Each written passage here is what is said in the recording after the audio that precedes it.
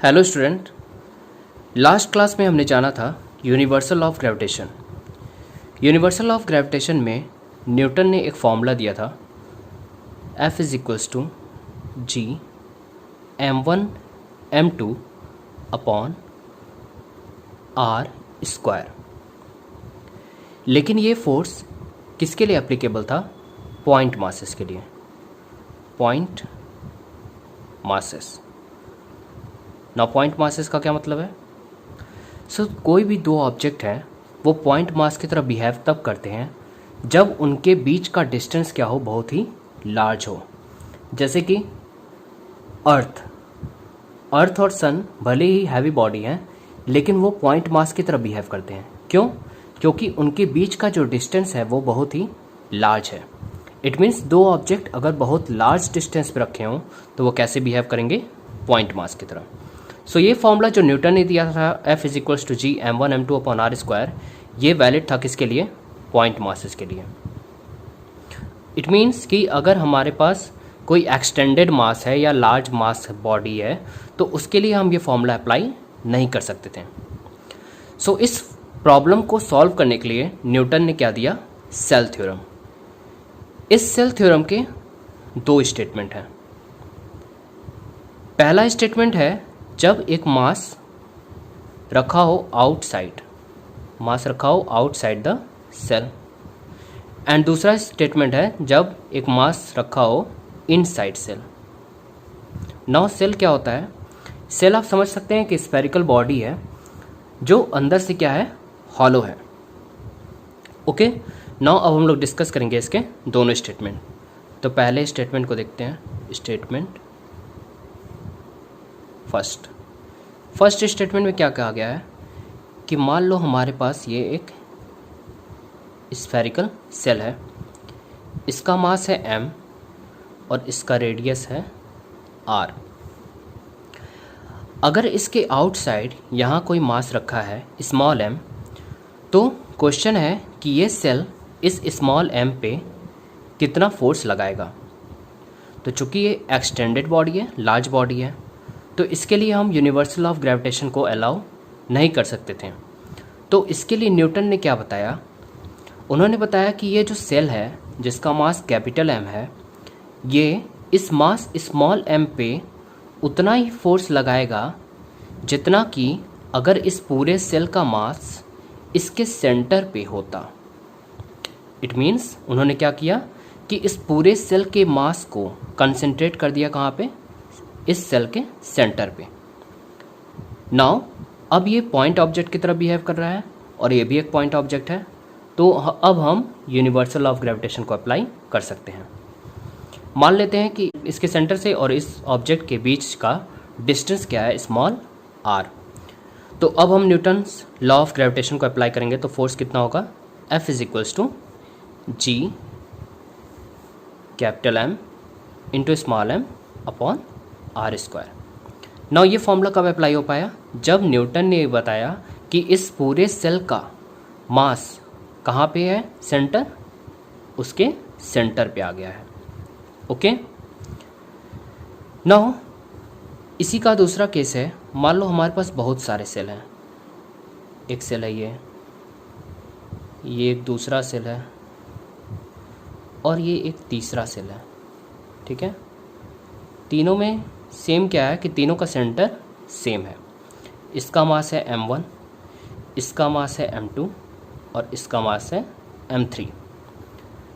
Now अगर कोई यहाँ पे मास रखा है स्मॉल m, तो अब इस सेल की वजह से इस मास पे कितना फोर्स लगेगा?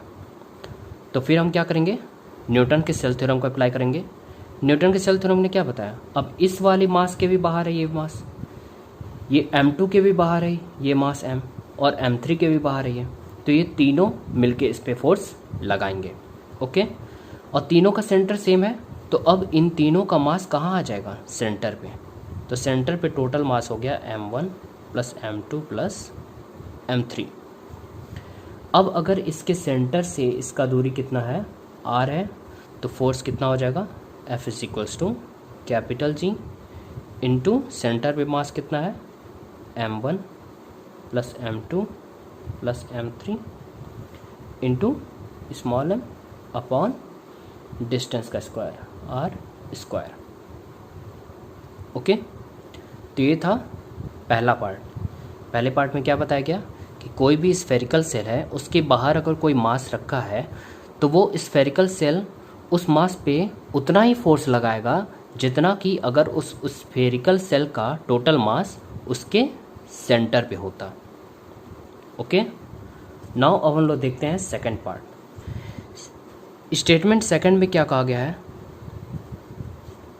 पहले स्टेटमेंट में हमने क्या देखा कि जब ऑब्जेक्ट या मास कहाँ रखा था, पॉइंट मास कहाँ रखा था, स्फेरिकल सेल के आउटसाइड। अब अगर मास कहाँ रखा है, स्फेरिकल सेल के अंदर आ गया है, मास अगर कहीं यहाँ रखा है स्फेरिकल सेल के अंदर, तो न्यूटन ने क्या बताया कि इस सेल पे, इस मास पे इस सेल की वजह से कोई भी फोर्स नहीं लगेगा। इट मीन्स फोर्स क्या हो गया, ज़ीरो। मीन्स कोई भी मास अगर स्फेरिकल सेल के अंदर रखा है तो उस मास पे स्फेरिकल सेल की वजह से कोई भी फोर्स नहीं लगेगा। फोर्स क्या हो जाएगा, ज़ीरो। क्यों हो जाएगा, देखते हैं। मान लो मास यहाँ पर रखा है, तो हमने यहाँ से क्या किया, एक लाइन ड्रॉ कर दिया। ओके, अब इधर वाले जो सारे मास हैं, ये सारे क्या करेंगे, इसको अपनी तरफ खींचेंगे, और इधर वाले सारे मास क्या करेंगे, इसको अपनी तरफ खींचेंगे।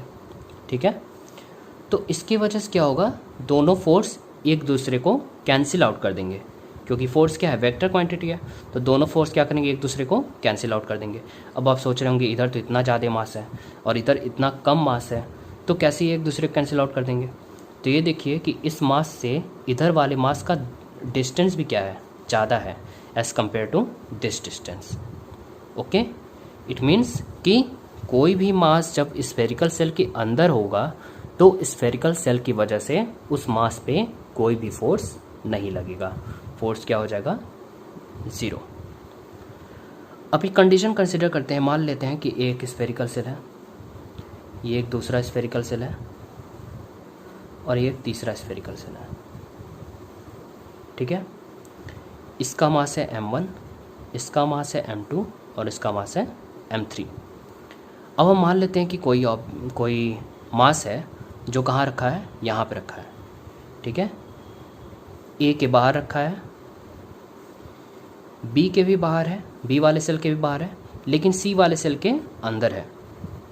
तो जिस सेल के बाहर है उस सेल की वजह से इस पे फोर्स लगेगा, लेकिन जिस सेल के अंदर है उसकी वजह से उस पे फोर्स नहीं लगेगा। इसका मतलब कि m1 और m2 की वजह से इस स्मॉल m पे फोर्स लगेगा, लेकिन m3 की वजह से इस स्मॉल m पे फोर्स नहीं लगेगा। क्यों? क्योंकि m3 वाले सेल के अंदर है ये मास। ओके, नाउ इस पे अब फोर्स कितना लगेगा, अब इन दोनों का सेंटर सेम था, तो m1 और m2 सेंटर पे मास कितना हो जाएगा, m1 प्लस m2। ओके, सो हम फोर्स क्या लिख सकते हैं, मान लेते हैं यहाँ से यहाँ तक की दूरी कितनी है, स्मॉल r, तो हमें फोर्स क्या मिल गया, capital G into m1 plus m2 into small m upon r square, और इस m3 की वजह से कोई भी फोर्स नहीं लगेगा। ओके स्टूडेंट्स, आई होप आपको समझ में आया होगा। नाउ हम अपने नेक्स्ट क्लास में देखेंगे कि G, जिसका फॉर्मूला हम लोग ने निकाला था Gm अपॉन r स्क्वायर, जिसे हम एक्सेलरेशन ड्यू टू ग्रेविटी कहते हैं, इस एक्सेलरेशन ड्यू टू ग्रेविटी को कौन कौन से फैक्टर हैं जो अफेक्ट करते हैं। ओके स्टूडेंट्स, अगर आपको हमारा ये वीडियो अच्छा लगा हो तो प्लीज़ लाइक करें और हमारे चैनल को सब्सक्राइब करें। Thank you.